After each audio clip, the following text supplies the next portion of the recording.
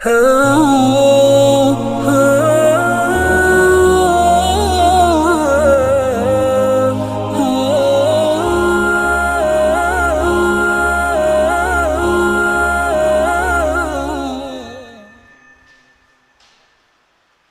व नुसल्ली अला रसूलिहिल करीम अम्मा बाद।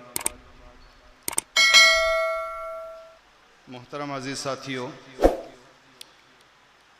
अल्लाह रब्बुल इज़्ज़त का बेइंतहा करम है, एहसान है कि अल्लाह पाक ने हमें और आपको इस वक्त एक बहुत अहम मकसद के लिए जमा फरमाया। सबसे पहले मैं अपनी तरफ से और हमारे तमाम साथियों की तरफ से आप तमाम हजरात को दिली मुबारकबाद पेश करता हूँ कि आप वो खुशकिस्मत अहबाब हैं कि जो इस साल अल्लाह के दरबार के मेहमान बनने वाले हैं। तो इस पर हम आपको दिली मुबारकबाद पेश करते हैं। अल्लाह आप हजरात की इस हाज़री को कबूल फ़रमाएँ, हज मकबूल और हज मबरूर की सआदत नसीब फ़रमाएँ। और इस वक्त हमारे दावत के ऊपर आप हजरात जो यहाँ तशरीफ़ लाए, उसके ऊपर हम आपका शुक्रिया अदा करते हैं। हज अरकान इस्लाम में से एक अहम रुकन है कि इस हज के ऊपर इस्लाम के अरकान की तकमील होती है। अल्लाह रब्बुल इज़्ज़त ने हज़रत मुहम्मदुर रसूलुल्लाह सल्लल्लाहु अलैहि वसल्लम को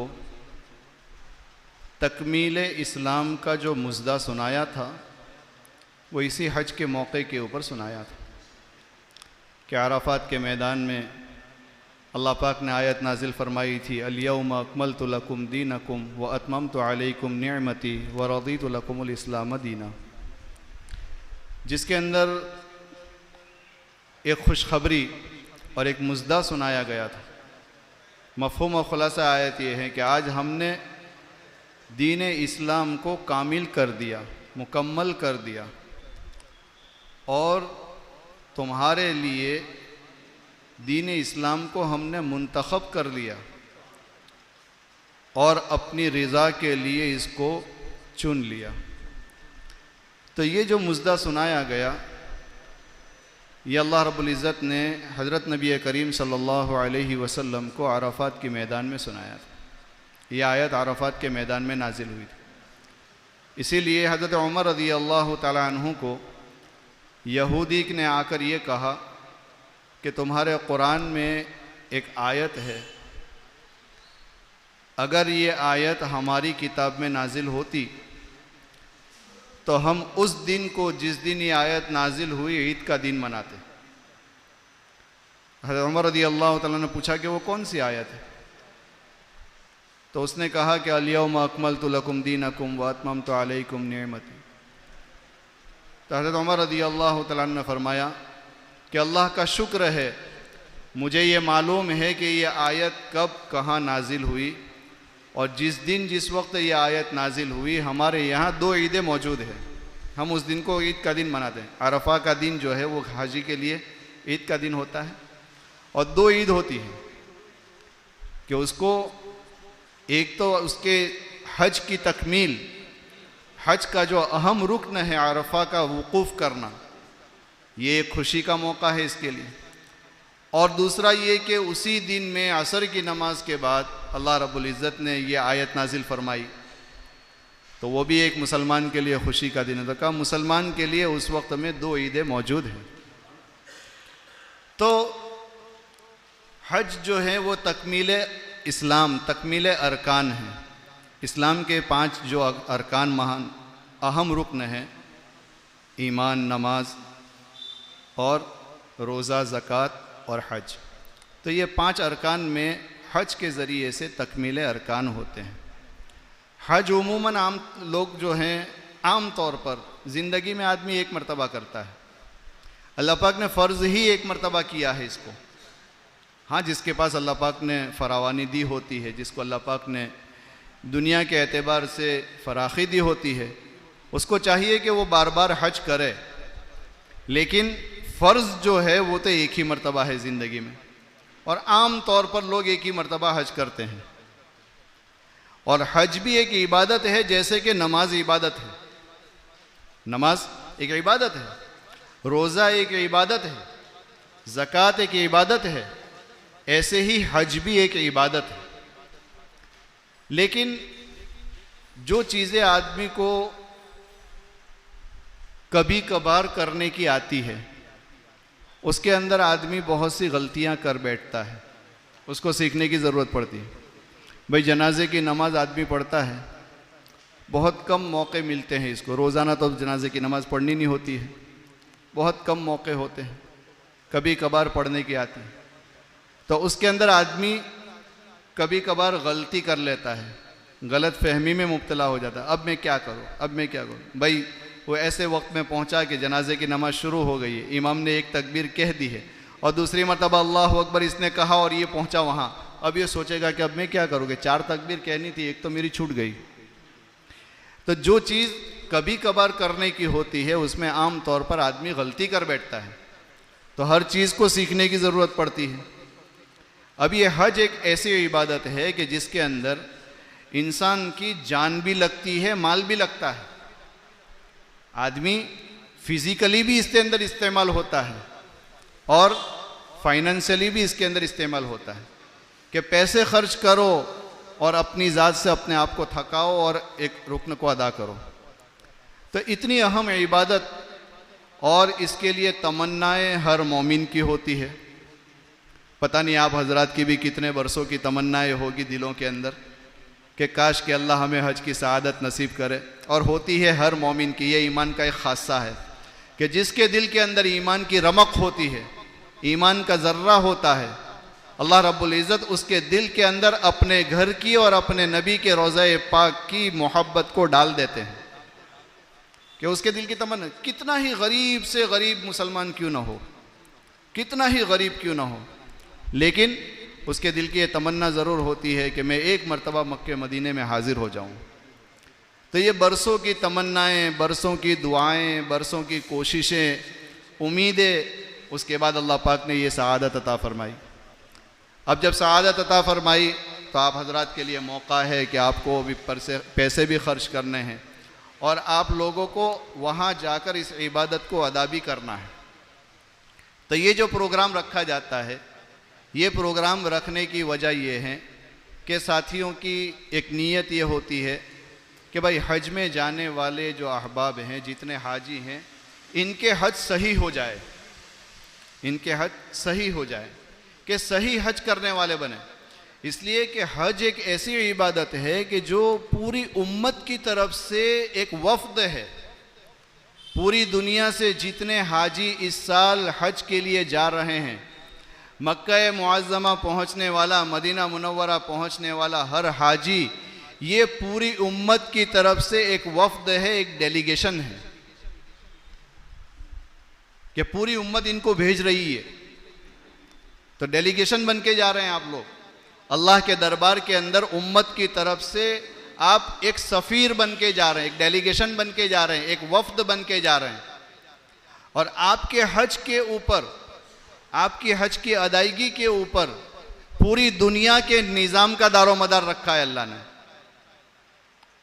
इसीलिए हदीसों में आता है, जिसका खुलासा है कि उम्मत अगर हज को सही करती है तो अल्लाह की तरफ से उम्मत के लिए फ़ैसले ये खैर और भलाई के होते हैं। और अगर उम्मत हज को ख़राब करती है तो हज के ख़राब करने की वजह से उम्मत के ऊपर अल्लाह की तरफ से जो फ़ैसले होते हैं वो खैर और भलाई के नहीं होते। हज़रत मौलाना यूसुफ साहब रहमतुल्लाहि अलैहि फरमाया करते थे कि जिस साल उम्मत हज को सही कर लेगी, यानी हज में जाने वाला हर हाजी, भाई देखो इस तरफ मुतवज्जह रहें, ये बहुत अहम बातें हैं, काम की बातें हैं। एक तो हज के जो बातिनी चीज़ें हैं, रूहानी चीज़ें हैं, वो तो हज़रत मुफ्ती साहब तशरीफ़ ला रहे हैं, वो इंशाल्लाह बताएंगे। लेकिन कुछ चीज़ें जो बरसों के तजुर्बे से बताई जाती है और दुनियावी एतबार से हज के अलावा यानी जो चीज़ें हमारे लिए ज़रूरी हैं, उन चीज़ों के बारे में रहबरी की जाती है। लिहाजा इस बात को हमारे प्रोग्राम का एक हिस्सा समझें। तो मैं ये कह रहा था कि हज़रत जी मौलाना यूसुफ साहब रहमतुल्लाह अलैह फरमाया करते थे कि जिस साल उम्मत हज को सही कर लेगी, अल्लाह पूरी दुनिया के अंदर हिदायत को फैला देंगे। तो पता चला कि आप हजरात अल्लाह की नज़र में कितने अजीम हैं, आपकी कितनी अहमियत है। अगर आपका हज सही होगा तो पूरी दुनिया के अंदर उम्मत मुस्लिमा के ऊपर हालात सही आएंगे, उम्मत के हालात सुधरेंगे। और अगर आपका हज खुदा ना खास्ता ख़राब हुआ तो फिर उम्मत के ऊपर जो भी मुसीबतें आएगी, उम्मत के ऊपर जो परेशानियाँ और तकलीफ़ें आएगी, उन तकलीफ़ों का खिमियाजा आपको भी भुगतना पड़ेगा और आप उसके ज़िम्मेदार रहेंगे। इसीलिए आता है कि हज के अंदर कुछ वाजिबात है, कुछ फ़राइज़ है। अगर कोई वाजिब छूट जाए तो वाजिब के छूटने के ऊपर हाजी के ऊपर दम लाजिम होता है, उसको दम देना पड़ता है। अब दम में क्या है तो कि जानवर की कुर्बानी करनी पड़ती है।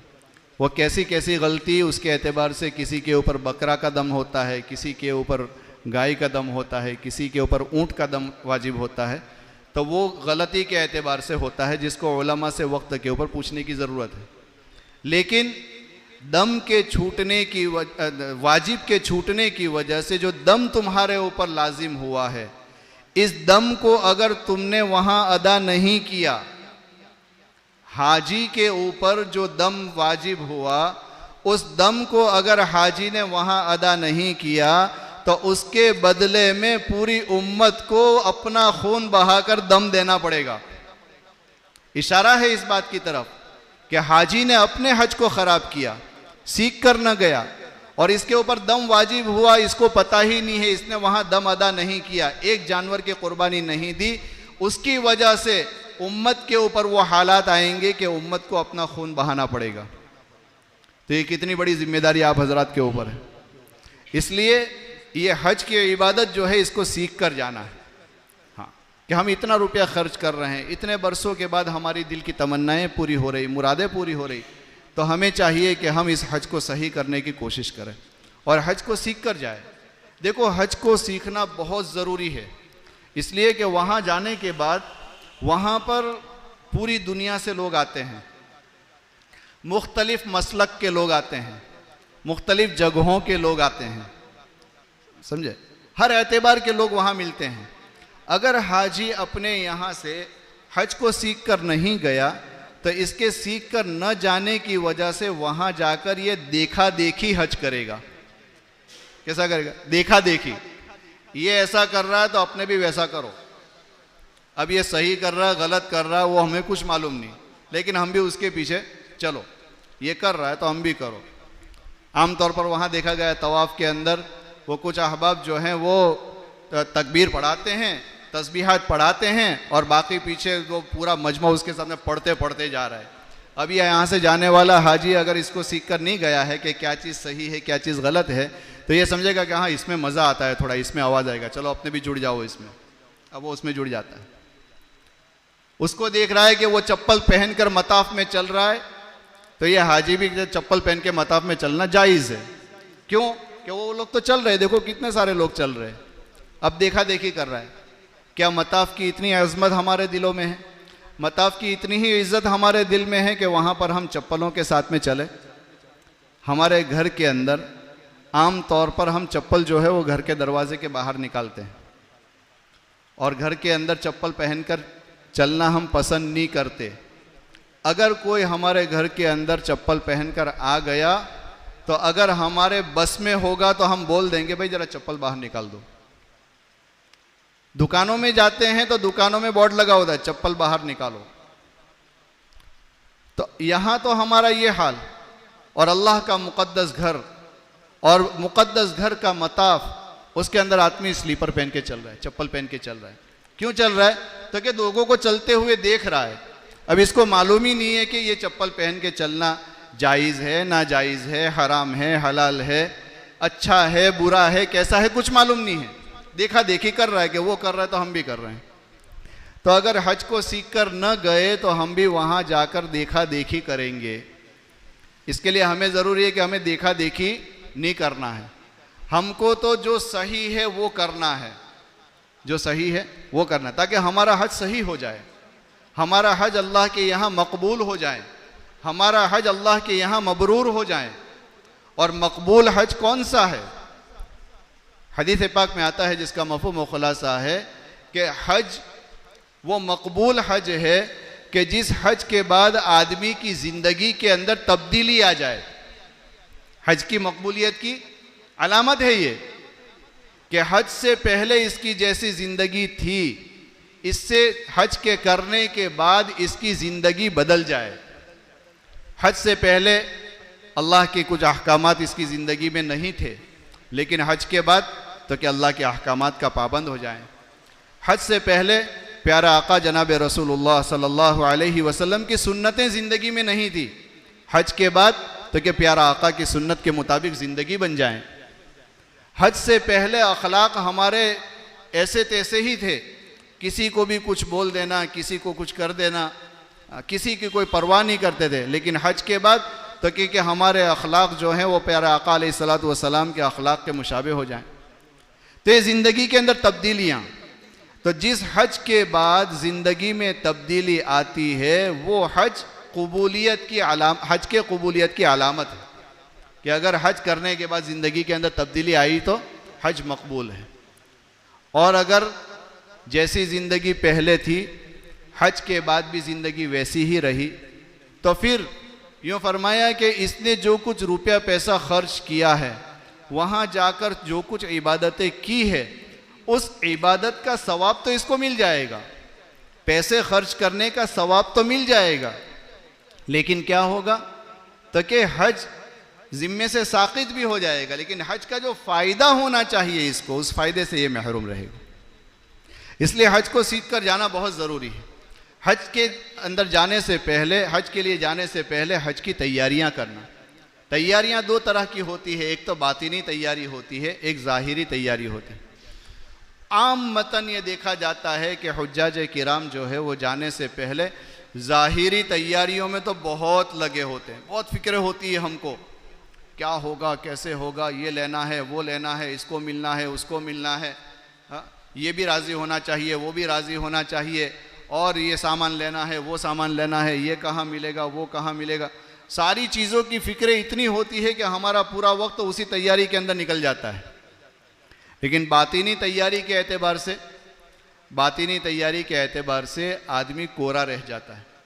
और बातिनी तैयारी न करने की वजह से हरम मोहतरम में जाने के बाद जो वहाँ के अनवारात हैं, जो वहाँ की तजल्लियात हैं, प्यारे आका जनाब रसूलुल्लाह सल्लल्लाहु अलैहि वसल्लम के रोज़ा अक़दस के ऊपर हाजिर होने के बाद जो वहाँ की नूरानियत को जज्ब करने की, कैच करने की जो सलाहियत इसके अंदर होनी चाहिए, वो सलाहियत नहीं होती, जिसकी वजह से ऐसा होता है जैसे पत्थर के ऊपर पानी गिरा और वो पत्थर के ऊपर से सरक गया, अब वो पत्थर सूखा का सूखा रह गया।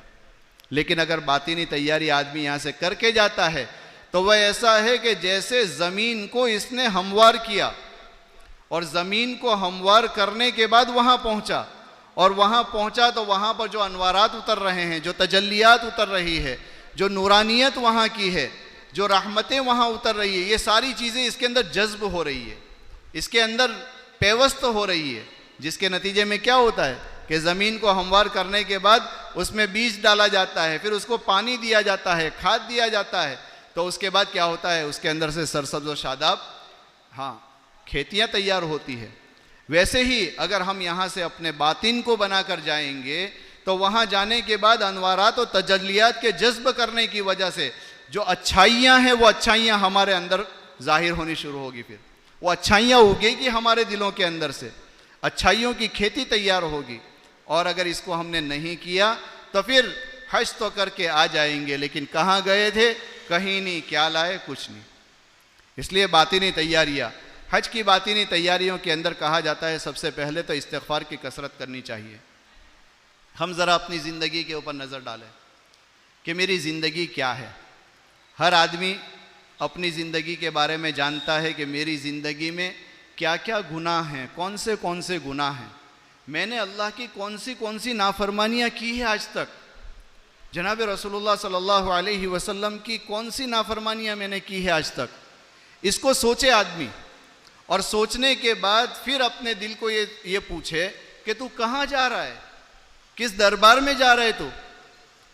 जिस दरबार के अंदर जहाँ अल्लाह की रहमतें उतरती है, अल्लाह के सामने हमें हाजिर होना है, अल्लाह के घर में जाना है, प्यारे आका अलैहिस्सलातु वस्सलाम की खिदमत में हमें पेश होना है, प्यारे आका के सामने हमें चेहरा दिखाना है, कि क्या मुंह लेकर तू जा रहा है, अपने दिल से पूछे हम।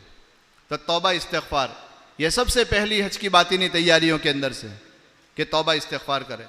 यानी जो पिछली ज़िंदगी हमारी है, इस ज़िंदगी के ऊपर अभी से इस्तिग़फ़ार करना शुरू कर। इस्तिग़फ़ार का मतलब होता है नदामत और शर्मिंदगी। इस्तिग़फ़ार का मतलब सिर्फ अस्तग़फ़िरुल्लाह पढ़ना या मुंह के ऊपर हाथ मार लेना, इसको इस्तिग़फ़ार नहीं कहते। बल्कि इस्तिग़फ़ार का मतलब ये है कि आदमी अपने किए हुए काम के ऊपर शर्मिंदा हो जाए अल्लाह के सामने। अल्लाह मैं तो बहुत गुनहगार, मैंने तो बहुत गुनाह किए, तू जानता है मेरी रातों को कि रात में मैंने क्या क्या गुल खिलाए हैं, तू जानता है मेरे दिनों को दिन में मैंने कितने कितने तेरे अहकाम तोड़े हैं।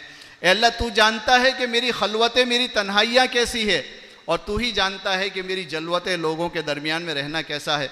ये सारी चीज़ों का इस्तेहज़ार करते हुए अल्लाह के सामने माफ़ी मांगना कि अल्लाह मुझे माफ़ कर दे, आज से मैं पक्की तौबा करता हूँ कि अब के बाद मैं ये गुनाह नहीं करूँगा। जो जो गुनाह हमें याद आते हैं उन गुनाहों को याद करके उसके ऊपर अल्लाह के सामने हो सके तो आंसू बहाना, नदामत करना, इस्तिग़फ़ार करना।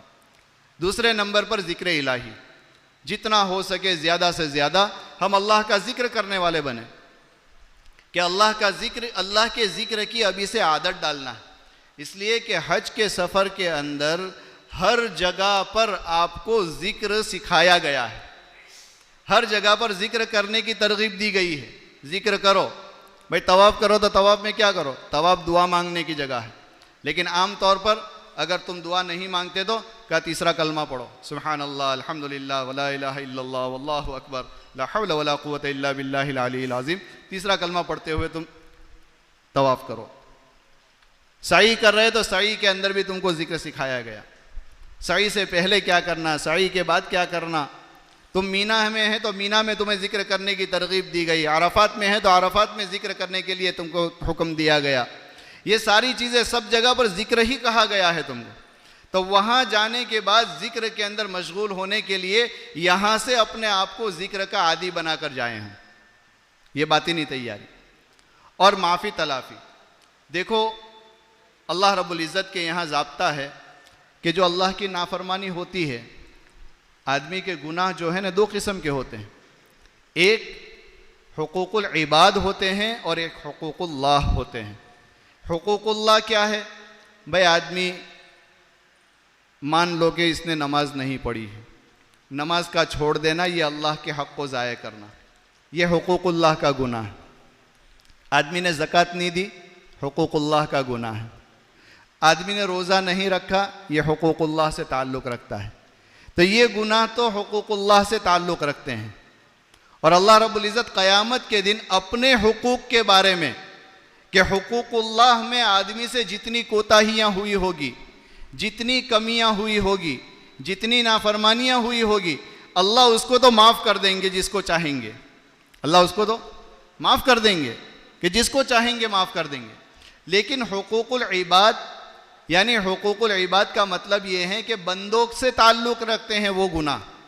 भाई हमने किसी की हक़ तलफ़ी की है, किसी का माल दबा लिया है, किसी की ज़मीन दबा ली है, या किसी को हमने बुरा भला कह दिया है, किसी के ऊपर हमने कोई जुल्म कर दिया है, किसी को हमने कोई तकलीफ़ पहुँचा दी है, तो ये वो गुनाह है जो हुकूकुल इबाद से ताल्लुक़ रखते हैं। और हुकूकुल इबाद के मामले में अल्लाह रब्बुल इज़्ज़त का ज़ाब्ता ये है कि उससे जो गुनाह हुआ है वो गुनाह तो तौबा करने से माफ़ हो जाता है, लेकिन जो उसका हक़ है वो हक़ का अदा करना इसके लिए वाजिब है। मिसाल के तौर पर किसी आदमी ने अगर किसी का माल चुरा लिया, किसी का माल चुरा लिया, अब इसको जो गुनाह हुआ, एक तो माल को चुराना, तो उसका जो माल लिया है वो एक गुनाह है, और एक ये ज़बरदस्ती जो इसने चुराया है तो चोरी करने का इसको गुनाह हुआ है। तो ये 2 गुनाह हुए। अब आदमी अगर तौबा करता है कि आज के बाद मैं ज़िंदगी में चोरी नहीं करूँगा, तो इस तौबा करने से चोरी करने का जो गुनाह हुआ था कि अल्लाह ने मना किया है कि चोरी मत करो, लेकिन उसके बावजूद भी इसने चोरी की, तो जो अल्लाह का हक ज़ाये किया था वो तो माफ़ हो जाएगा, लेकिन जिसका माल चुराया है उसको माल पहुंचाना ज़रूरी है, वो माल माफ़ नहीं होगा, क्योंकि हुकूकुल इबाद है। और हुकूकुल इबाद के अंदर अल्लाह का ज़ाब्ता ये है कि दुनिया के अंदर अगर किसी सींग वाली बकरी ने बग़ैर सींग की बकरी को दुनिया में मारा होगा, कल क़यामत के दिन बग़ैर सींग की बकरी को अल्लाह पाक सींग अता फरमाएंगे और उससे कहेंगे कि तेरा बदला ले ले, इसने तुझे दुनिया में मारा था। अब वो बकरी जो है तो उसका बदला ले लेगी, उसके बाद उनको मिट्टी बना दिया जाएगा। तो जानवरों तक का हक अल्लाह पाक दिलवाएंगे। हाँ, अल्लाह की शान है, अल्लाह की कुदरत है, अल्लाह के ख़जाने बड़े वसी हैं। अल्लाह जिसको चाहेंगे माफ़ कर देंगे। हो सकता है कि इस बंदे की कोई अदा अल्लाह को पसंद आ गई है, तो अल्लाह अपनी तरफ से बंदे के हक़ को अदा कर देंगे और उसको खुश कर देंगे इससे। लेकिन ज़ाब्ता जो है अल्लाह का वो तो यही है कि हुकूकुल इबाद में बंदों का हक़ माफ़ नहीं होता, बंदों का हक़ अदा करना ज़रूरी है। तो इसके लिए हाजी साहबान से हम गुजारिश करते हैं कि अपने जाने से पहले अपने घरों में, अपने पड़ोसियों में, अपनी बस्ती में, अपने रिश्तेदारों में, अईज़ व क़ारिब के अंदर, अपनी फैमिली में, अपने ख़ानदान में किसी के भी साथ अगर हमारा कोई ऐसा मामला हुआ है, कभी कोई तू मैं हो गई, कभी कोई झगड़ा हो गया, कभी किसी को हमने कोई तकलीफ़ पहुंचा दी, या किसी के साथ हमारे दिल के अंदर खलीज है, किसी के बारे में हमारे दिल के अंदर रंजिशें हो रही है, तो उसके पास हम जाकर माफ़ी मांग लें। ये ना देखें कि उसकी गलती है कि मेरी गलती है, हम ये देखें कि मैं वो सआदतमंद इंसान हूँ कि जिसको अल्लाह अपने दरबार का मेहमान बना रहा है। बस चंद ही दिनों के अंदर मैं अपने अल्लाह के दरबार में पहुँचने वाला हूँ। अगर मैं यहाँ पर चला गया और अपने भाई से, अपने रिश्तेदार से अगर मैंने माफ़ी मांग ली, दुनिया में तो ये नज़र आएगा कि ये झुक कर आया है, लेकिन अल्लाह रब्बुल इज़्ज़त, अल्लाह के नबी अलैहिस्सलातु वस्सलाम की हदीस है जिसका खुलासा है कि जो आदमी अल्लाह के लिए तवाज़ु इख्तियार करता है, अल्लाह उसको रफ़ा यानी ऊपर की तरफ उठाते हैं, उसको ऊपर बढ़ाते हैं। तो अल्लाह के लिए अपने आप को छोटा बनाकर, जिसके साथ भी कोई ताल्लुक़ हमारा बिगड़ा हो या कि जिसके साथ भी हमारा कोई मामला ऐसा हुआ हो कि जिसकी वजह से दिलों में रंजिश हो, दिलों में फटन हो, तो उसको यहाँ से उस मेल को लेकर न जाएं। भाई अगर हम ये चाहते हैं कि हमें दूध लेना है, अब दूध के लिए जो हम बर्तन लेते हैं, तो वो बर्तन अगर गंदा हो तो हम उसमें दूध लेना पसंद करते हैं? नहीं करते।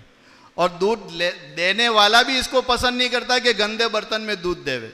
वो भी कहेगा भाई ज़रा ज़रा बर्तन धोकर लाओ, नहीं तो गंदा है बर्तन, इसमें कहाँ दूध ले जाएंगे। हमारा दिल जो है ये बर्तन के बानिन है और हम वहाँ जा रहे हैं अल्लाह की रहमतों को लूटने के लिए, अल्लाह की तजल्लियात को हासिल करने के लिए जा रहे हैं। अब अल्लाह की रहमतें, अल्लाह की तजल्लियात, अल्लाह के अनवारात, इसको जिस दिल के अंदर हम लेना चाहते हैं, जिस दिल के अंदर उतारना चाहते हैं, उस दिल के अंदर हम अल्लाह के बंदों के बारे में मेल कुचेल लेकर जावे, अल्लाह देंगे उसके अंदर रहमतों को।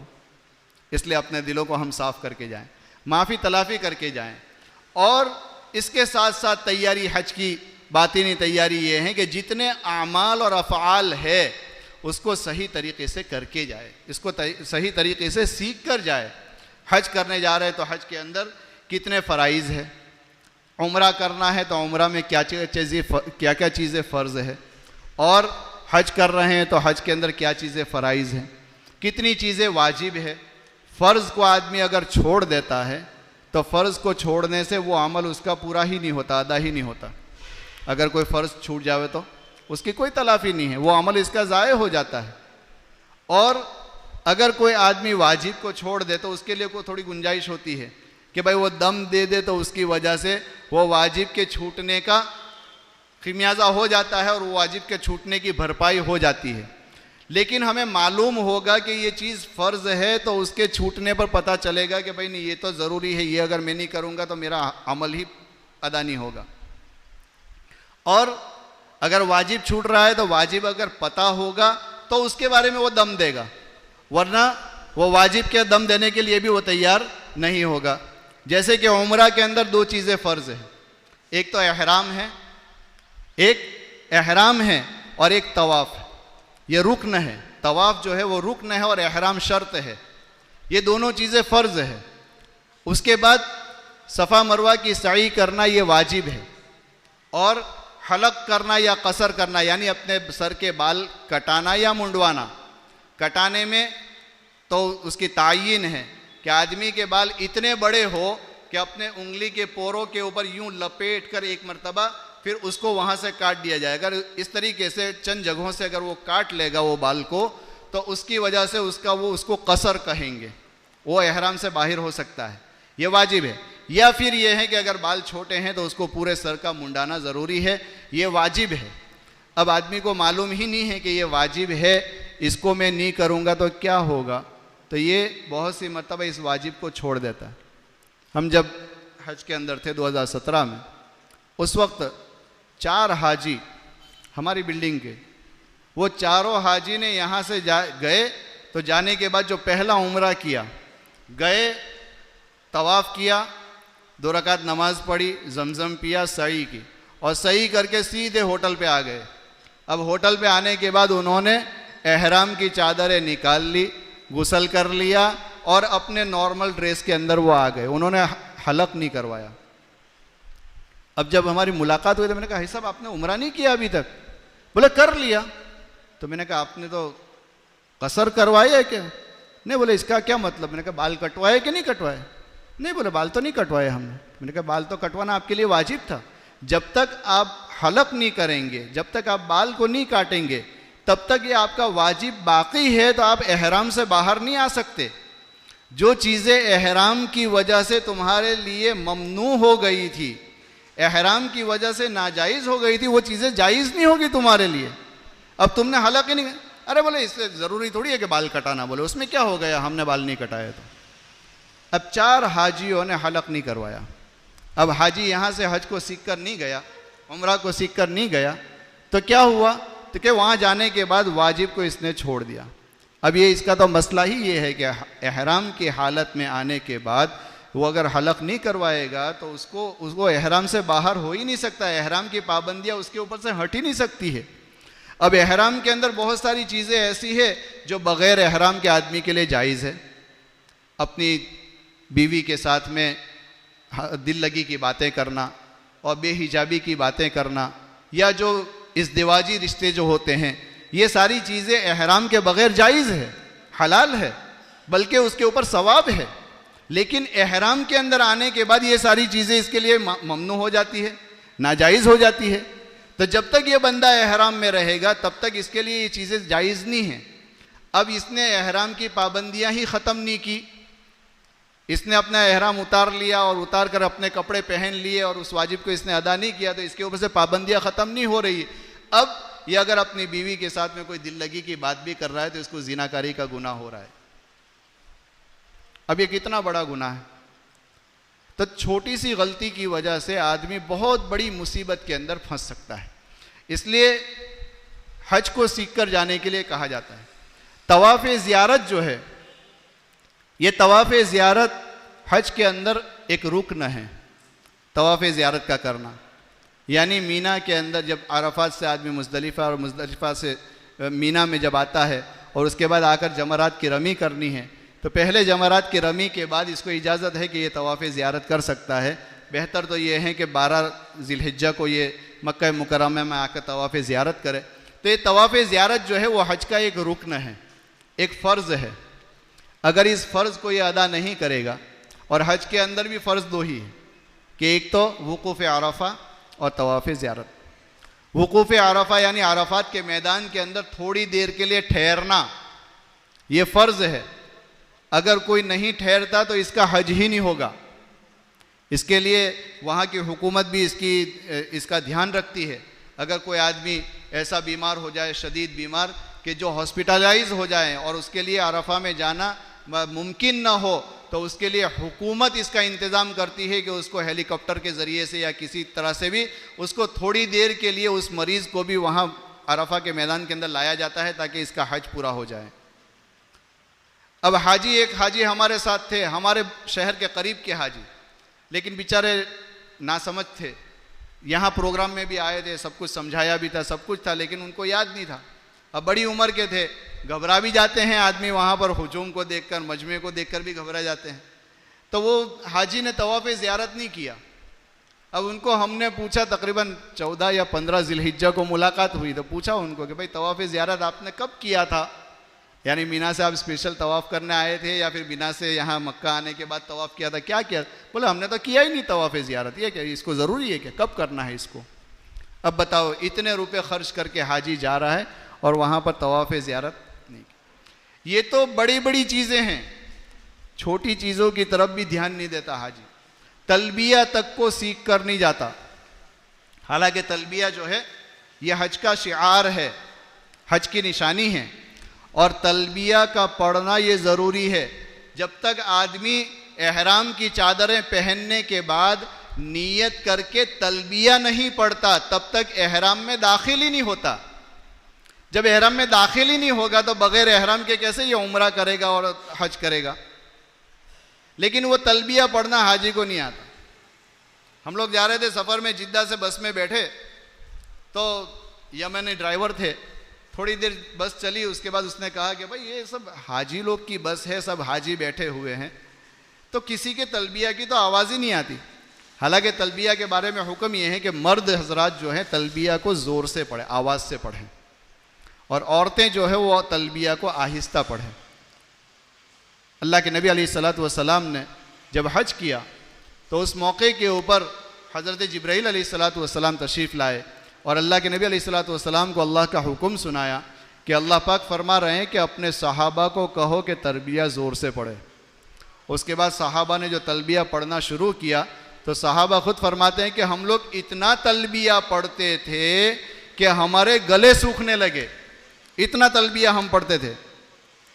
तो तलबिया तो हज का शिआर है, और हज के लिए हालत एहराम के अंदर या उम्रा के लिए हालत एहराम के अंदर सबसे बेहतर अगर कोई ज़िक्र हो तो वो तलबिया है। यानी हम जो पढ़ते हैं लब्बैक अल्लाहुम्मा लब्बैक, इसको तलबिया कहते हैं। अब हाजी इसको सीख के नहीं जा रहा है, हाजी इसको सीख के, क्योंकि फुर्सत ही नहीं मिलती है, इतने सारे झमेले अपने ऊपर रखता है, इसको मिलना उसको मिलना, यहाँ दावत वहाँ दावत, ये शॉपिंग वो शॉपिंग, इतने झमेले लेके चलता है कि वहाँ की सारी तैयारियों से बेखबर रहता है। तो वह यमनी ड्राइवर ने कहा कि भाई तलबिया पढ़ो हाजी। तो उसने पहले तो माइक निकाल कर उसने पढ़ाया, 8-10 मरतबा उसने पढ़ाया। उसके बाद सामने हाजी साहब एक बैठे थे, उसको माइक दिया कि तुम लोग हाजी हो, मैं हाजी नहीं हूँ, तुम लोग एहराम के अंदर हो, मुहरिम तुम लोग हो, मैं मुहरिम नहीं हूँ, तुम पढ़ाओ। तो वह हाजी साहब को उसने माइक दिया। वह हाजी साहब ने कहा कि लब्बैक अल्लाहुम्मा लब्बैक अल्लाहुम्मा सल्ली अला लब्बैक अल्लाहुम्मा सल्ली अला लब्बैक। ये उसका तलबिया था। उसके बाद उसने उसके हाथ से माइक लिया, दूसरे हाजी को दिया, दूसरे हाजी को दिया, भाई साहब तुम पढ़ाओ। तो उसने सिर्फ लब्बैक एक मरतबा कहा, दूसरी मरतबा लब्बैक बोलने की भी ताकत उसमें नहीं थी। ऐसे उसने तकरीबन 3 या 4 हाजी के हाथ में माइक दिया, लेकिन कोई हाजी तलबिया नहीं पढ़ा सका। ये हालत है हमारी। तो हमें इसको सीख कर जाना है। अल्हम्दुलिल्लाह आप हजरात ने तो सीख ही लिया होगा, लेकिन फिर भी हम चूँकि यहाँ पर एक प्रैक्टिकल कैंप के अंदर आए हैं, यहाँ पर सिर्फ थियरिकल नहीं बल्कि प्रैक्टिकल सारी चीज़ों को करके बताया जाएगा। इंशाल्लाह यहाँ पर एहराम बांधकर बाकायदा तवाफ़ किया जाएगा, बाकायदा सफ़ा मरवा की सई की जाएगी, एहराम पहनकर यहाँ पर मीना मुज़दलिफ़ा अराफात के मैदान के अंदर भी जो हाज़िरी होती है, कंकरियाँ मारना है, सारी चीज़ें प्रैक्टिकल बताई जाएगी। तो तलबिया को भी हम प्रैक्टिकल कर लें। मेरे साथ सारे साथी पढ़े, लब्बैक अल्लाहुम्मा लब्बैक लब्बैक ला शरीक लक लब्बैक इन्नल हम्द वन्निअमत लक वल मुल्क ला शरीक लक लब्बैक अल्लाहुम्मा लब्बैक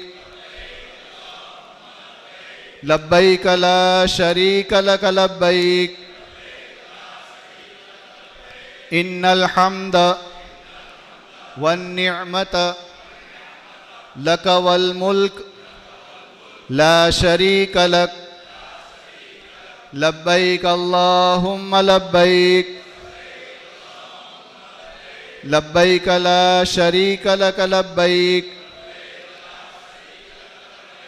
इन्नल हम्द वन्निअमत लक वल मुल्क ला शरीक लक।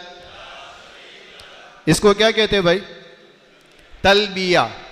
ये एहराम की हालत में बहुत ज़्यादा पढ़ना चाहिए। आदमी खड़ा है तो खड़े खड़े पढ़े, खड़ा है और बैठ रहा है तो बैठने की हालत में पढ़े, बैठा है तो उठते हुए पढ़े, आदमी कहीं जा रहा है तो जाते हुए पढ़े, आ रहा है तो आते हुए पढ़े। हर हाल में तलबिया को पढ़ना है। और इसका मतलब ये भी नहीं कि बहुत ज़ोर ज़ोर से चिल्लाना है, लेकिन इतना है कि अपनी आवाज़ से, ताकि बाजू वाला भी आवाज़ सुन सके, इतने ज़ोर में हमें तलबिया पढ़ना चाहिए। तो ये हो गया तलबिया। जब आदमी इसको सुन के नहीं जाता, इसको सीख के नहीं जाता, तो फिर ये सारी चीज़ें जो है वो आदमी के लिए मुश्किल हो जाती है। और वहाँ जाने के बाद फिर इसको पछतावा होता है कि मुझे तो ये भी नहीं आता। और देखो, हज जो है ना बहुत आसान है। हज बहुत आसान है। इसको अगर सीख लिया तो ये इतने आसानी से हज करता है कि इसको पता भी नहीं चलता कि मैंने हज के अमाल कर लिए, हज के अफ़ाल कर लिए। और आसानी तो अल्लाह से मांगने का हुक्म दिया गया है, अल्लाह की मदद भी तो मांगे हम। इसीलिए देखो, तुम तवाफ़ करोगे, एहराम बांधोगे, उम्रा का एहराम बांधोगे तो नीयत करोगे। सब जगह पे 3 चीज़ें बताई जाती हैं। नीयत, अल्लाह से आसानी मांगना और अल्लाह से कबूलियत मांगना। एहराम बांधेंगे तो क्या नीयत करेंगे? मैं उम्रा की नीयत से एहराम बांधता हूँ, ए अल्लाह तो इसको मेरे लिए आसान कर और कबूल कर। नीयत आसान और कबूल। तवाफ़ के लिए हम गए तो तवाफ़ की भी नीयत, मैं इस घर के तवाफ़ की नीयत करता हूँ, अल्लाह मेरे लिए आसान कर, कबूल कर। सई के लिए जा रहे हैं तो सई की भी नीयत कर रहे हैं, सफ़ा मरवा की सई में कर रहा हूँ, वहाँ से मैं शुरू करता हूँ जहाँ से अल्लाह ने शुरू करने का हुक्म दिया। अल्लाह तो मेरे लिए इसको आसान कर, कबूल कर। सब जगह पर यह है, नीयत, आसानी और कबूलियत। ये 3 चीज़ें हैं कि हम हर अमल के वक्त में नीयत करें। और नीयत का अमल के अंदर बहुत बड़ा दखल है। अमल की कबूलियत के लिए नीयत का दखल है।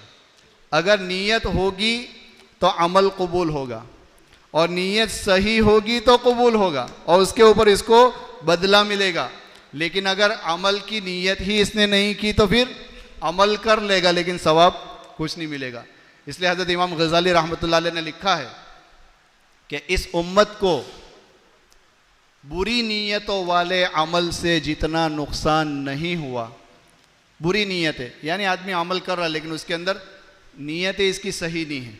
ये इतना मुक़द्दस प्रोग्राम हो रहा है, लेकिन नीयत क्या है कि अपनी बड़ाई, अपने आप को बड़ा दिखाना, या लोगों को बताना कि मैं ये कर रहा हूँ, मैं ये कर रहा हूँ, लोगों के दिखाने के लिए कर रहा था। ये बुरी नीयत हुई हमारी। नमाज पढ़ रहा, लेकिन क्यों नमाज पढ़ रहा है? इसलिए नमाज पढ़ रहा था कि लोग देखे तो क्या कहने माशाल्लाह ये तो नमाजी आदमी है। अल्लाह के लिए नहीं है। अगर अल्लाह के लिए है तो अच्छी नीयत है, और अल्लाह के लिए नहीं है, लोगों के लिए है तो ये बुरी नीयत है। तो कहा कि इस उम्मत को बुरी नीयतों वाले आमाल से जितना नुकसान नहीं हुआ, उससे ज़्यादा नुकसान बेनीयती वाले अमल से हुआ। यानी अमल कर ले कोई नीयत ही नहीं है उसकी। नमाज पढ़ो कोई नीयत नहीं, यहाँ भी आए तो कोई नीयत नहीं हमारी, ऐसे ही बस आ गए। क्यों आए? वो उन लोग ने इनविटेशन कार्ड दिया था, बुलाया था, प्रोग्राम है, चलो जाने गए, चले गए, फिर कोई नीयत नहीं। तो नीयतें हर जगह पर है, हर अमल के अंदर नीयत है, और अमल का दारो मदार नीयत के ऊपर है कि नीयत होगी तुम्हारी तो ही अमल तुम्हारा मकबूल होगा। तो हमें हर अमल में नीयत करनी है, और उस नीयत के करने के ऊपर फिर अल्लाह के सामने मांगना, अल्लाह आसान कर और कबूल कर। तो इसको अगर हम सीख कर करेंगे तो इंशाल्लाह ये हज हमारा बहुत आसानी से हो जाएगा। इसके अलावा बहुत सारी चीज़ें हैं जिसको तफसील से हज़रत मुफ्ती साहब इंशाल्लाह आप हजरात के सामने रखेंगे। वक्त चूँकि मेरा बहुत तेज़ी से जा रहा है और मुझे बहुत सारी चीज़ें दुनियावी एतबार से आपको बतानी है। तो ये यहाँ तक तो मैंने आपके सामने बातिनी तैयारियों के एतबार से कुछ चीज़ें पेश की है। अब दूसरी तैयारी जो है वो ज़ाहिरी तैयारी। ज़ाहिरी तैयारी का मतलब कि सफ़र में जाने से पहले क्या क्या चीज़ों की हमें ज़रूरत है, या दौरान सफ़र क्या क्या चीज़ों की हमें ज़रूरत पड़ेगी, उन चीज़ों को कैसे हमें मुहैया करना और उन चीज़ों को कैसे हमें इस्तेमाल करना, इसके ताल्लुक़ से कुछ बातें आपके सामने पेश करता हूँ। ज़ाहिरी तैयारियों के अंदर सबसे पहली चीज़ तो ये है कि हमारी ज़रूरियात सफ़र को हम मुहैया कर लें। हमें सफ़र में कौन सी चीज़ों की ज़रूरतें पड़ेगी, जैसे एहराम है, एहराम की हमें ज़रूरत पड़ेगी, हमारे कपड़े हमें साथ में लेने हैं, स्लीपर चप्पल हमें साथ में लेनी है।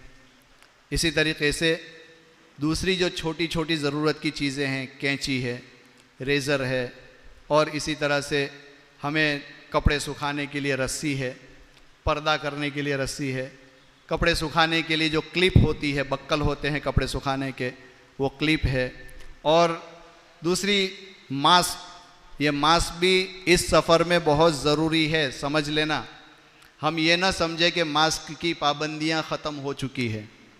चाहे हमारे यहाँ इसके ऊपर हमें जो है तो रोका टोका नहीं जाता, लेकिन जिस कंट्री में आप जा रहे हैं हो सकता है कि वहाँ पर आपको इसके बारे में आपके ऊपर सख्ती की जाए।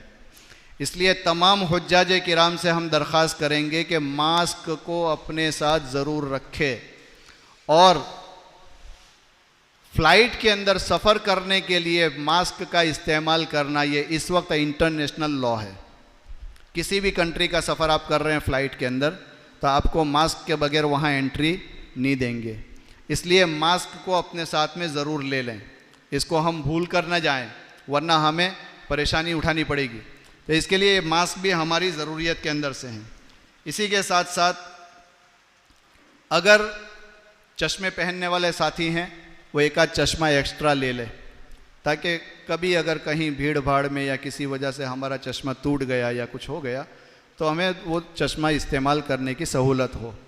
और चश्मा पहनने वाले अहबाब जो हैं, उनको हम एक गुजारिश ये भी करते हैं कि जो डोरी आती है चश्मे के साथ, जिसको गले में लटकाया जाता है, यहाँ फ्रेम के अंदर लगाई जाती है, वो डोरी साथ में रखे, इससे बहुत सहूलत रहेगी। जो कि इस साल तो आपके लिए इतनी ज़्यादा भीड़ भाड़ नहीं रहेगी, बहुत अच्छा है कि समझो आधे से कम मजमे में आप हजरत हज में जा रहे हैं। इससे पहले तो 25-30 लाख लोग वहाँ पर आया करते थे। इस साल इतने हाजी नहीं है, इसलिए इतनी भीड़ भाड़ तो नहीं होगी, लेकिन फिर भी भीड़ भाड़ तो रहेगी। और कभी कभार क्या होता है कि भीड़ के अंदर आदमी के चश्मे वगैरह भी निकल जाते हैं, किसी का हाथ लग गया, किसी का क्या लग गया, तो अगर वो डोरी आपने बांधी होगी साथ में तो आपके चश्मे महफूज रहेंगे। इसलिए ये चीज़ है जो तजुर्बे की चीज़ है, ये कोई कुरान हदीस की चीज़ नहीं है। ये जितनी ज़ाहिरी चीज़ें बता रहे हैं ये सारी तजुर्बे की चीज़ें बता रहे हैं। तो इसलिए डोरी को साथ में रख ले। अगर हो सके तो अपने साथ में गूगल्स रख ले, इसलिए कि वहाँ पर धूप बहुत तेज़ होती है, तो सनग्लास साथ में रख ले ताकि हमारी आँखों को नुकसान ना पहुँचे। ये पहनना कोई गलत नहीं है, अपनी आँखों की हिफाजत की नीयत से अगर आदमी पहने तो उसमें कोई हरज नहीं है। इसमें ऐसा तो नहीं है कि अपनी पर्सनालिटी बताने के लिए आदमी गॉगल्स पहन रहा है, लेकिन अपनी आँखों की हिफाजत के लिए इसको रख ले। इसी के साथ साथ वहाँ गर्मी भी बहुत शदीद होती है हमारे यहाँ के मुकाबले में, तो जो वो लोशन होता है कि जिससे गर्मी असर नहीं करती है, तो वो लोशन भी इस्तेमाल कर ले, वो भी बेहतर रहेगा, वो भी अपने साथ में ले लें। तो ये चीज़ें जो हमें ज़रूरत की चीज़ें हैं। इसी के साथ साथ में सूखा नाश्ता हमें साथ में रखना चाहिए, और ज़्यादातर हो सके तो सूखे नाश्ते के ऊपर अपना गुजरान चलाने की आदत डालो। इससे आपका बहुत सारा वक्त बचकर इबादत के ऊपर लगेगा। मिसाल के तौर पर हरम में जा रहे हैं तो कुछ छोटी छोटी पूड़ी की आपने सिंग चना है, चेवड़ा है, ऐसी कोई चीज़ें ले ली है अपने साथ में, एक दो चीज़ें अपनी बैग में रखकर आप ले गए। अब वहाँ पर असर की नमाज के बाद असर से मगरिब का दरमियान का वक्फ़ा बहुत लंबा होता है, और आम मतन लोग ये करते हैं कि असर की नमाज़ पढ़ के, चूँकि लंबा वक्फ़ा होता है इसलिए हरम के बाहर निकल जाते हैं, और फिर बाहर जाकर क्या, तो क्या अभी नमाज वापस मगरिब की पढ़नी है तो घर पे तो जाना नहीं है, रूम पे जाना नहीं है, यहाँ पर थोड़ा सा कुछ नाश्ता कर लेंगे, चाय पानी कर लेंगे और चाय पानी करके वापस हरम में आ जाएंगे। अब वो हरम का जो इहाता है वो इतना बड़ा है कि आदमी सिर्फ अंदर दाखिल होकर बाहर आवे या बाहर जाकर अंदर दाखिल हो, इतने में भी आदमी थक जाता है। अब अगर ये नाश्ता आपने अपने साथ में लिया होगा, आपको असर की नमाज के बाद ऐसा लगा कि चलो मुझे एक तवाफ़ करना है, तवाफ़ कर लिया, अब आपके पास वक्त है और भूख लगी है, तो आप कहीं कोने पर बैठकर वो नाश्ता कर लिया, जो पूड़ी का आपके साथ में था उसको खा लिया, जमजम पी लिया, फिर आपके अंदर स्फूर्ति आ गई, आप दूसरा तवाफ़ कर सकते हैं। असर से मगरिब के दरमियान में अगर आदमी कोशिश करे तो 3-3, 4-4, 5-5 तवाफ़ कर सकता है, और वहाँ पर ज़्यादा से ज़्यादा तवाफ़ करने की कोशिश करना। नफली नमाजें पढ़ने से बेहतर है काबतुल्लाह का तवाफ़ करना। तवाफ़ ये अहम इबादत है वहाँ। तो ये सूखा नाश्ता अगर हमारे साथ में होगा तो ये हमें बहुत सी जगहों पे काम आएगा। अच्छा, हज कमेटी से जाने वाले साथियों के जहन में एक चीज़ ये होती है कि भाई वहाँ तो अपने को अपना खाना पकाना है, तो यहाँ से सूखा राशन लेके जाते हैं, दाल है, चावल है, तेल है, टमाटर है, सब दाने हैं, ये सारी चीज़ें यहाँ से कि वहाँ काम आएगा। वहाँ टमाटर नहीं मिलेंगे, ना वहाँ ये नहीं मिलेगा, ना वो नहीं मिलेगा। अब वो इतना लेकर जाते हैं कि जिसको वहाँ जाके हाजी खाता भी नहीं है उतना। ये तजुर्बे से कहता हूँ मैं कि जिस वक्त हमारी बिल्डिंग खाली हो रही थी, उस वक्त हम लोग वहाँ के रहने वाले जो काम करने वाले हैं उनको हम मिन्नत समाजत करते थे, भाई ये इतना ये चावल बचा हुआ, इसको आप अपने पास रख लो, आपको काम आएगा। वो साफ जवाब दे दे, हमारे पास इतना है कि हमें साल भर चलेगा, इसको अगर कोई लेता हो तो दे दो, वरना वो सामने डस्टबिन पड़ी है, डस्टबिन में डाल दो। तो हाजी खाता भी नहीं है, क्योंकि क्या समझता है कि 40 दिन का सफ़र है तो 40 दिन में इतने चावल तो चाहिए ही। अब एक बार जहन में रख लो कि 40 दिन में से मक्का मुकर्रमा के अंदर ज़्यादा से ज़्यादा आपका क़याम जो होगा वो 30 से 32 दिन का होगा। हो सकता है कि आपको 10 दिन मदीना मुनव्वरा में ले जाए या 8 दिन मदीना मुनव्वरा में ले जाए, बाकी के जो 30 या 32 दिन तुम्हारे हैं मक्का का क़याम। अच्छा, ये मक्का के क़याम के अंदर भी 32 दिनों के अंदर तुम्हारे जो हज के 5 दिन हैं, वो हज के 5 दिनों के अंदर तो मौल्लिम की तरफ से खाना होता है, वहाँ तुम्हें खाना बनाने की ज़रूरत ही नहीं है। अब 32 में से 5 निकल गए तो बचे तुम्हारे पास 27 दिन। अब ये 27 दिनों के अंदर तुम कितना खाओगे? और वो 27 दिनों में भी तो 2-5 दिन तो आदमी बाहर का खाना खाता है कि चलो आज ये लावे, आज वो लावे। और अलबेक तो मशहूर है, वो हमारे साथी एक मज़ाहन ये कहा करते हैं कि हाजी जब यहाँ से जाता है तो जाते हुए तो कहता है लब्बैक लब्बैक लब्बैक लब्बैक। जब वहाँ पहुँच जाता है तो वहाँ पहुँचने के बाद इसकी फ़िक्र होती है अलबेक अलबेक अलबेक, कि भाई अलबेक कहाँ मिलता है, अलबेक कहाँ मिलता है, हमको अलबेक खाना है, क्योंकि उसकी तारीफ़ ही इतनी सुनी होती है। और फिर कहा कि जब वापसी में होता है तो इसने इतना ज़्यादा शॉपिंग किया होता है कि इसकी बैगें देख देख कर इसको परेशानी होती है, कहता है मेरा बैग मेरा बैग मेरा बैग। तो जाते हुए लब्बैक लब्बैक, वहाँ जाके अलबेक अलबेक, और आते हुए मेरा बैग मेरा बैग, इसी में इसका पूरा सफ़र ख़त्म हो जाता है। तो सामान ले जाएं, लेकिन ज़रूरत का सामान थोड़ा ले जाएं। वहाँ सारी चीज़ें मिलती है, दाल से लेकर बटाके, टमाटे और धनिया और सब कुछ मिलता है। हमारे गुजराती टेस्ट जो है ना, वो गुजराती टेस्ट में तुम्हें मिर्च मसाला भी जितना चाहिए सब मिलेगा वहाँ, और हमारे यहाँ से अच्छा मिलेगा। तो यहाँ से खामों का वज़न उठाकर ले जाना। मैं ये नहीं कहता कि बिल्कुल मत ले जाना, लेकिन ले जाओ तो लिमिट में ले जाना, क्योंकि वो 27 दिन कुल आपके पकाने के होंगे। वो 27 के अंदर से भी 2-5 दिन तो आपके बाहर का कहीं से ला के खा लिया आपने, उसमें 2-5 दिन निकल जाएंगे। 20 दिन का खाना आप ले जाएं यहाँ से, इसलिए कि मदीना मुनव्वरा के अंदर आपको वहाँ किचन की सहूलत नहीं होगी, वहाँ आपको गैस स्टोव नहीं मिलेगा, वहाँ खाना पकाने की रूम में इजाज़त नहीं है, वहाँ तो आपको बाहर से ही ला के खाना पड़ेगा। तो मदीना मुनव्वरा के जितना क़याम है उसमें तो आपको इसकी इजाज़त नहीं है। फिर क्यों खामोखा इतना सारा सामान उठा कर ले जावे कि जिसको वहाँ पर तुम्हें फेंकने की ज़रूरत आवे। इसलिए सामान को बहुत कम मिक़दार में ले जाएं। अच्छा, हर हाजी को जो है 22-22 किलो की 2 बैगें अलाउ होगी और 10 किलो की एक हैंड बैग। 22 किलो की चेक इन बैग यानी जिसको हम लगेज में रखेंगे वो 22-22 किलो, और 10 किलो की हैंड बैग। हैंड बैग जो हम लें तो उसको पीछे लटकाने वाली, जैसे ये जो बैग है, इस तरह की बैगें अगर आप लेंगे बड़ी, कि जिसके अंदर 10 किलो सामान रह सकता है, अगर ऐसी बैग आप रखेंगे अपने साथ तो आपके लिए उठाने में सहूलत रहेगी कि इसको आपने पीछे से लटका लिया, अब आप चल रहे हैं। अगर वो हाथ में लेने वाली बैग रहेगी तो उसको उठाने के अंदर आपका एक हाथ तो वैसे ही रहेगा, और 10 किलो का वज़न आप यूँ लटका के उठाएंगे तो इससे आपका हाथ भी भर आएगा, हाथ भी दर्द होगा और सारी चीज़ें होगी। इसलिए ये कोई ज़रूरी चीज़ नहीं है, ये मैं अपनी तरफ से कहता हूँ कि अगर ये पीछे लटकाने वाली बैग अगर ले लो तो आपके लिए सहूलत होगी इससे। तो ये 10 किलो की हैंड लगेज और 22 किलो की 2 बैगें आपको अलाउ की जाएगी। अच्छा, ये जो बैगें हमें पैक करनी है, इसमें हाजी साहबान कोशिश ये करे कि हमारी नज़रों के सामने बैग पैक हो। बैग जो हो वह ऐसा नहीं कि चलो भाई हमारे घर वाले बैग पैक कर रहे हैं, मेरे को तो अभी टाइम ही नहीं है, मेरे को तो ये है वो है, यहाँ जाना है वहाँ जाना है, ये सारी चीज़ों के अंदर हमारा वक्त निकल जाता है और हम जो है तो घर वालों को कह देते हैं कि भाई तुम बैग पैक कर देना। अब उन्होंने जो सामान रखा हुआ है हमें मालूम ही नहीं है कि कौन सी बैग में कौन सा सामान रखा है, और वहाँ जाकर परेशानी होगी। इसमें भी एक चीज़ याद रखें कि अगर हमारी 2 बैगें, यानी हाजी साहब की 2 बैग और एक ही हाजी साहब हाजी की 2 बैग और हाजियान की उसकी भी 2, यानी 4 बैगें होगी ना। हाँ, तो मर्द की 2 बैग और औरत की 2 बैग 22 किलो की, ये 4 बैगें लगेज बैग होगी आपकी, और 2 हैंड बैग होगी, एक मर्द की एक औरत की। अगर हम फैमिली के साथ में जा रहे हैं तो इस तरीके से हमारा होगा। तो हमारे जो कपड़े हैं ये कपड़ों को सारी बैगों के अंदर रखे।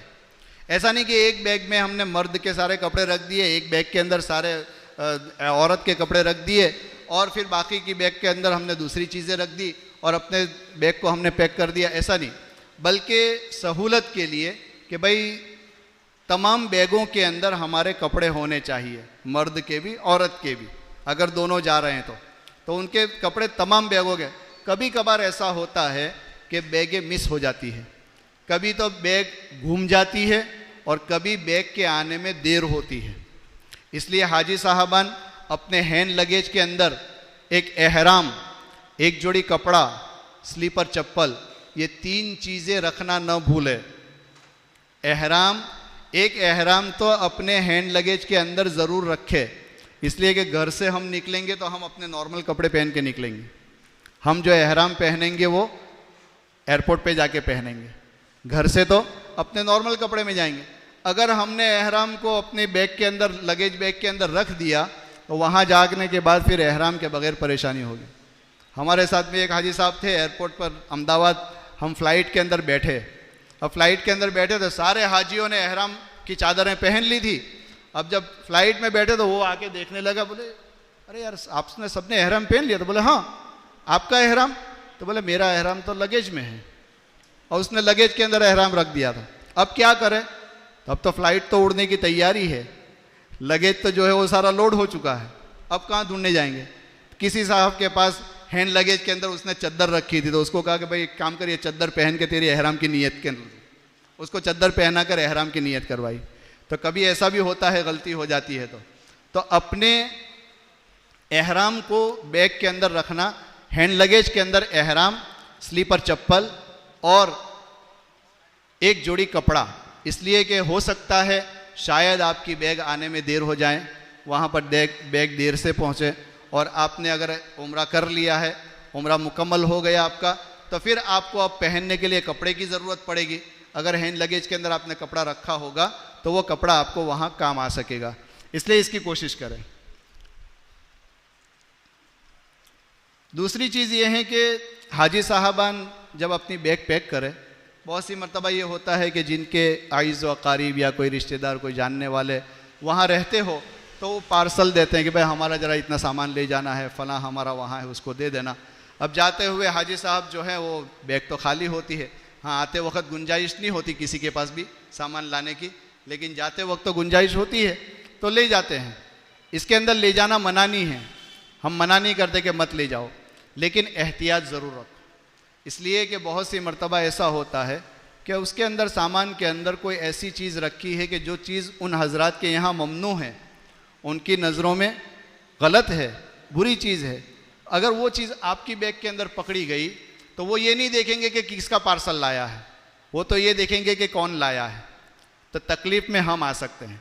इसलिए जो भी सामान हम किसी का ले जाएं उसको हम साफ बात कर दे, भाई सामान को पैक करके मत लाना, हम पैक करके रखेंगे, सामान को चेक कर लो।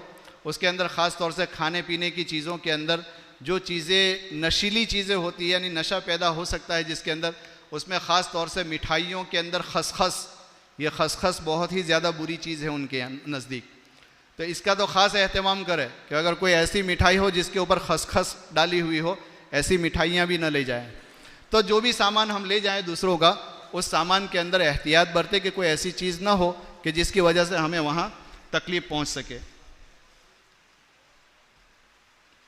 अच्छा, हैंड लगेज के अंदर हम जो सामान रखेंगे उसमें कोई ऐसी चीज़ें, धारदार चीज़ें, कैंची है, छुरी है, नील कटर है, या रस्सी है, या कोई लिक्विड फॉर्म की चीज़ें, चाहे दवा ही क्यों ना हो, लेकिन ऐसी चीज़ें कि जिससे हम किसी को नुकसान पहुंचा सकते हो, ऐसी चीज़ें हैंड लगेज के अंदर ले जाना मना है। ऐसी चीज़ों को हम रखेंगे अपने बैग के अंदर, बड़ी बैग के अंदर रखेंगे, इसको हैंड लगेज में नहीं रखेंगे वहाँ, वरना वहाँ सिक्योरिटी के अंदर वो लोग निकाल देंगे। अच्छा, अगर पावर बैंक ले जा रहे हैं हम, तो पावर बैंक को हम मेन लगेज में नहीं रखेंगे, उसको हैंड लगेज में रख के ले जाना है, इसलिए कि वो इलेक्ट्रॉनिक चीज़ है। अगर आपकी बैग ने आपने रखा है तो वहाँ सिक्योरिटी के अंदर अगर विसल बजी या कुछ हुआ तो शायद हो सकता है कि वो लोग आपके पास खुलवावे कि भाई क्या है, निकालो इसको। तो वहाँ फिर बैग खोलना, बैग पैक करना, ये सारी चीज़ें तो आपके लिए तकलीफ़ खड़ी हो सकती है। इसलिए वहाँ पावर बैंक जो है उसको अपने हैंड लगेज के अंदर ले जाएं, और चार्जर को मेन लगेज में डालें। चार्जर हैंड लगेज में नहीं ले जाया जाएगा, इसलिए कि उसके अंदर वायर होता है, रस्सी की शक्ल होती है, तो इसलिए चार्जर को नहीं ले जाने देंगे। तो चार्जर जो है उसको मेन लगेज में रखेंगे, पावर बैंक को हैंड लगेज में रखेंगे। ये चीज़ें रखने के बारे में है। मेन लगेज के अंदर अगर कोई भी इलेक्ट्रॉनिक्स चीज़ आप रख रहे हैं, जैसे मिसाल के तौर पर वहाँ से आते हुए बहुत सारे लोग वो बच्चों के खिलौने वगैरह कुछ लाते हैं, और ऐसी चीज़ें जो भी होती है जो इलेक्ट्रॉनिक्स होती है, सेल वगैरह से चलती है, तो उसको रखने में ये करे कि उसका सेल निकाल कर रखे, वरना वो चीज़ें सिक्योरिटी के अंदर विसल बच सकती है और आपके लिए परेशानी खड़ी कर सकती है। इसलिए इसकी भी एहतियात हमें करना चाहिए। इसके साथ साथ में आपको जो है हज कमेटी की तरफ से जो जा रहे हैं, तो वहाँ से आपको बुलाया जाएगा आपके डॉक्यूमेंट्स लेने के लिए, पासपोर्ट, वीज़ा पेपर वीज़ा होंगे, और टिकट फ्लाइट की, बोर्डिंग पास, आपको बेल्ट दिया जाएगा जो स्टील बेल्ट होगा, और एक येलो बेल्ट होगा आपका।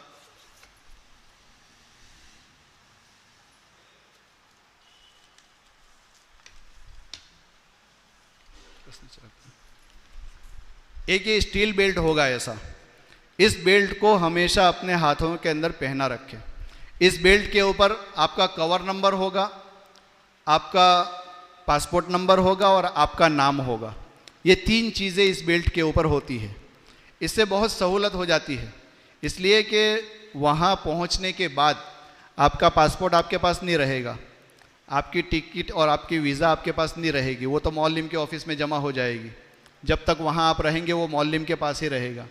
अगर कोई भी आदमी आपके बारे में कोई तहकीक करना चाहे तो ये जो बेल्ट दिए जाते हैं, जैसे यहाँ से हज कमेटी की तरफ से ये बेल्ट है, वहाँ पहुँचने के बाद मौल्लिम के ऑफिस से आपको ऐसा येलो बेल्ट दिया जाएगा। इसके ऊपर आपके पूरे बायोडाटा है, इसके अंदर जो चीज़ें कोड इन्होंने लिखे होते हैं उसको अगर वो स्कैन करते हैं तो आपका पूरा बायोडाटा, आप कहाँ के हैं, कौन हैं, कैसे हैं, वो सारी चीज़ें उसके अंदर आ जाती है। तो ये चीज़ों को हमेशा अपने हाथों के अंदर पहन कर रखे। इसी तरीके से एक ऐसा टैग होगा, प्लास्टिक टैग, जिसको हाथ में पहनने का होता है। इसके ऊपर भी यही सारी चीज़ें, बायोडाटा वगैरह ही होते हैं इसके अंदर भी, लेकिन ये चीज़ें हाजियों के लिए ज़रूरी है, तो इसको अपने पास में रखना न भूले, यानी अपने हाथ में बांध ले। अच्छा, इसको लगाने में कोई मुनासिब साथी हो उसके पास लगवाएं।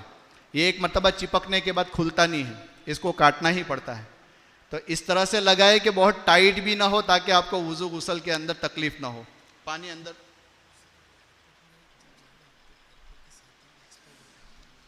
हाँ हो सके तो एयरपोर्ट के ऊपर ही वहाँ के जो अहबाब होते हैं जो इसके बारे में ट्रेन होते हैं, तो उनके पास ही लगवा ले इसको हम। अब हज कमेटी से जाने वाले जो अहबाब हैं उनके लिए तो माशाल्लाह वहाँ पर इंतज़ाम होता है कि बहुत सारे खिदमत के साथी होते हैं जो ये सारी चीज़ों के अंदर हमारी मदद करते हैं, हेल्प करते हैं। तो उनके पास से हम इस बेल्ट को लगवा लें ताकि हमारे लिए आसानी हो जाए। इसी तरीके से ये एक आई कार्ड होता है जो यहाँ से हज कमेटी की तरफ से भी एक आई कार्ड दिया जाता है जो इंडियन आई कार्ड होता है, और वहाँ जाने के बाद मौल्लिम की तरफ से भी आपको एक आई कार्ड दिया जाता है।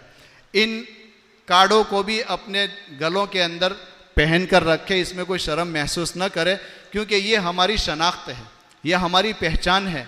वहाँ जाने के बाद अगर ये चीज़ें आपके हाथ में नहीं होगी तो हुकूमत का कोई भी आदमी आपको पकड़ के आपसे पूछपरछ कर सकता है और आपका इंटरव्यू ले सकता है। तो खामोखा तकलीफ़ में आने से बेहतर है कि इन चीज़ों को अपने साथ में रखें, ताकि खुदा न खास्ता अगर कभी कोई ऐसा हादिसा हुआ कि जिसके अंदर आदमी बेबस हो जाए तो उस वक्त में ये सारी चीज़ें हमें हेल्प देगी, क्योंकि वहाँ के लोग इसको देखकर हमारा अता पता मालूम कर सकते हैं कि ये लोग कहाँ के हैं, क्या हैं। इसी के साथ साथ जो हज कमेटी से जिनको पासपोर्ट वगैरह वसूल करने के लिए बुलाया जाएगा, तो कोशिश ये करें हो सके तो हाजी खुद जाएं।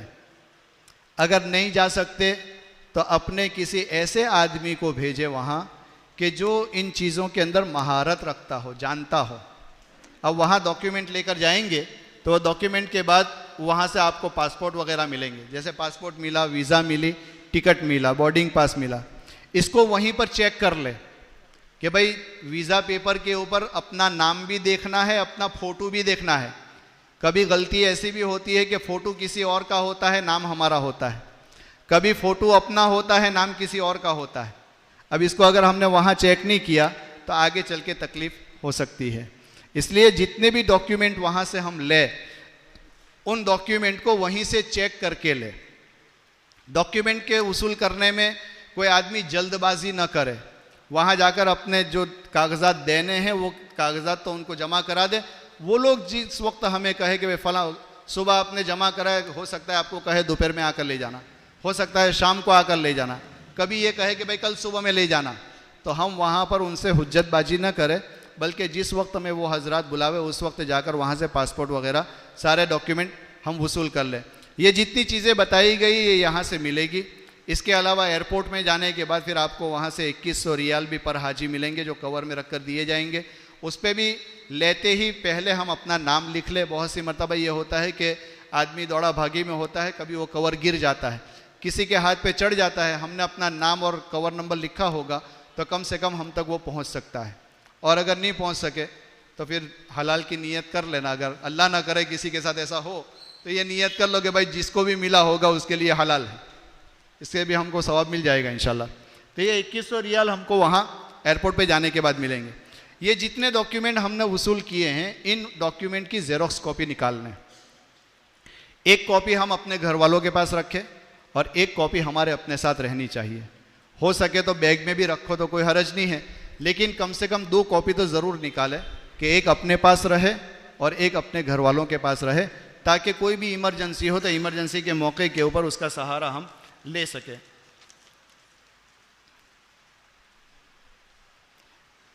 RT-PCR का रिपोर्ट करना ज़रूरी है, लेकिन इसके बारे में अभी तक हज कमेटी की तरफ से कोई वाज़ेह मैसेज आया नहीं है और हमारे रफ़ीक भाई जो है वो मुस्तकिल उनसे राब्ते में है। जी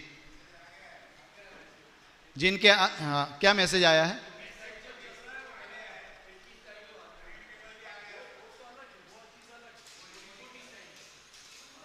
रिपोर्ट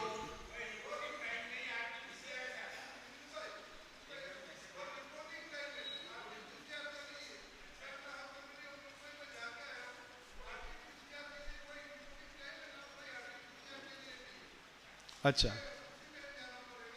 वो जो भी होगा, जो इस मर्तबा जो हज ग्रुप जो बनाया हुआ है रफ़ीक भाई ने, उसके ऊपर इंशाल्लाह जैसे ही वाज़ेह मैसेज आता है, वो ये राब्ते में है उनसे, वहाँ से जैसे ही वाज़ेह मैसेज आएगा आपके ऊपर मैसेज के ज़रिए से आपको इत्तिला कर दी जाएगी, लेकिन ये करना ज़रूरी है। अच्छा, यहाँ से आपको वहाँ जाकर इस्तेमाल करने के लिए सिम कार्ड भी यहाँ से दिया जाएगा। हाजी साहब का और हाजियानी साहबा का दोनों का सिम कार्ड यहीं से मिल जाएगा, लेकिन वो सिम कार्ड वहाँ जाने के बाद जब तक आप अपना फिंगरप्रिंट नहीं देंगे वहाँ तक वो सिम कार्ड एक्टिवेट नहीं होगा। बहुत से हाजी को यहाँ अहमदाबाद में मिलता है तो वो यहीं से फ़ोन में डाल के उसको कोशिश करते हैं चालू करने की, ताकि यहीं से हमारा फ़ोन चालू हो जाए। इसमें आपका कार्ड ब्लॉक हो सकता है, और अगर एक मरतबा आपका कार्ड ब्लॉक हो गया तो फिर आपको शायद दूसरा कार्ड वहाँ जाने के बाद न मिल सके। इसलिए यहाँ से वो सिम कार्ड को ले लें, उसका नंबर अपने घर वालों को दे दें कि भाई वहाँ जाने के बाद मेरा ये नंबर रहेगा, लेकिन सिम कार्ड को वहाँ जाने के बाद ही एक्टिवेट कराएं। अच्छा, वहाँ पर भी आपको जिद्दा एयरपोर्ट पे अगर उतरेंगे तो जिद्दा में बहुत सारे लोग बाहर मिलेंगे सिम कार्ड एक्टिवेट करने के लिए, तो उसमें भी रिस्क लेने की ज़रूरत नहीं है। जहाँ तक हो सके आपकी बिल्डिंग के ऊपर जिस कंपनी का कार्ड है उस कंपनी के आदमी आएंगे, उनके पास वहाँ पर एक्टिवेट करा ले, थोड़ा सा सब्र कर ले। या फिर जब आपका हरम जाना हो तो हरम के आजू बाजू जो कस्टमर केयर सेंटर जो होते हैं, जिस कंपनी का कार्ड है उसकी शॉप जो होती है उसके ऊपर जाकर ऑफिशियल हम वहाँ पर जाकर फिंगरप्रिंट देकर अपना कार्ड एक्टिवेट करा दें। इसलिए कि अगर किसी गलत आदमी को आपने फिंगरप्रिंट दे दिया तो वो कार्ड आपका उसके ऊपर वो उसको दूसरी जगह पे इस्तेमाल करके एक्टिवेट कर लेगा, फिर आपको कार्ड नहीं मिल पाएगा।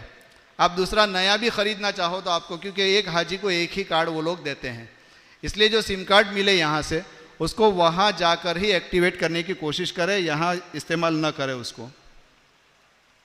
और इसी के साथ साथ वहाँ जाने के बाद जो है तो बाहर कहीं जाने की कोशिश न करें। जैसे जो चेक पोस्ट होते हैं, चेक पोस्ट को पास करके बाहर जाने की कोशिश न करें, इसलिए कि वहाँ जाने के लिए जो शराइत है वो शराइत पूरे नहीं हो पाएंगे। कभी हो सकता है कि कोई तकलीफ़ का सामना आपको करना पड़े, क्योंकि आपके पास ना पासपोर्ट होगी न वीज़ा होगी, कुछ भी नहीं होगा, इसलिए तकलीफ़ में आ सकते हैं। इसलिए बाहर जाने की कोशिश ना करें, खुसूसन शॉपिंग वगैरह के लिए जो लोग जिद्दा जाते हैं और ये, तो उसकी कोशिश ना करें, इसलिए कि वो लोग वहाँ पर बहुत स्ट्रिक्ट है। आजकल वहाँ की जितनी भी गाइडलाइन है वो सारी गाइडलाइन को यानी फॉलो करना ये हमारे लिए अशद ज़रूरी है। बहुत सारी चीज़ें और भी है, लेकिन चूँकि वक्त ज़्यादा ही हो गया और हज़रत मुफ्ती साहब भी इंतज़ार कर रहे हैं, मैं माज़रत चाहूँगा। एक चीज़ ये है कि वहाँ जाने के बाद कुरान मजीद जो हैं, वहाँ हरम में मोहतरम के अंदर मुख्तलिफ़ किस्म के कुरान मजीद होते हैं। उसमें इस साइज़ के जो कुरान होते हैं उसमें एक तो ग्रीन कलर का कुरान होता है और एक होता है ब्लू कलर का कुरान। यहाँ मेरे पास दोनों कुरान ब्लू कलर के हैं, लेकिन इसके अंदर में आप देखेंगे तो एक के अंदर कलर अलग है, ये जैसे ग्रीन जैसा कलर है, और एक के अंदर कलर जो है वो हमारे यहाँ जो कुरान मजीद होते हैं उसके जैसा नॉर्मल कुरान है। आमतौर पर हमारे हुज्जाज किराम जो यहाँ के रहने वाले हमारे आजमी लोग जो हैं वो इसी कुरान को पढ़ने के आदी होते हैं, तो इस कुरान के अंदर तिलावत करना उनके लिए आसानी रहेगी। तो हरम में भी जाएं तो वहाँ पर जाकर इस साइज़ के ब्लू कुरान को पढ़ने की आदत डालें, ताकि आपके लिए सहूलत होगी। बहुत सारी मरतबा ऐसा भी होता है कि कुरान मजीद के अंदर एराब वगैरह लगाए नहीं होते, जिसकी वजह से पढ़ने में थोड़ी सी दिक्कत होती है। और इसके साथ साथ जितनी चीज़ें भाई हुकूमत की तरफ से मना की जाती है उन तमाम चीज़ों की भी पाबंदी करना हमारे लिए ज़रूरी है। अल्लाह रब्बुल इज़्ज़त अमल की तौफीक अता फरमाए। मुबारक हो शगे हर दो सरा तशरीफ ले आए, मुबारक हो मुहम्मद मुस्तफ़ा तशरीफ ले आए। मौलाया सल्ली व सल्लिम दाइमन अबदन अला हबीबिका खैरिल खल्क़ि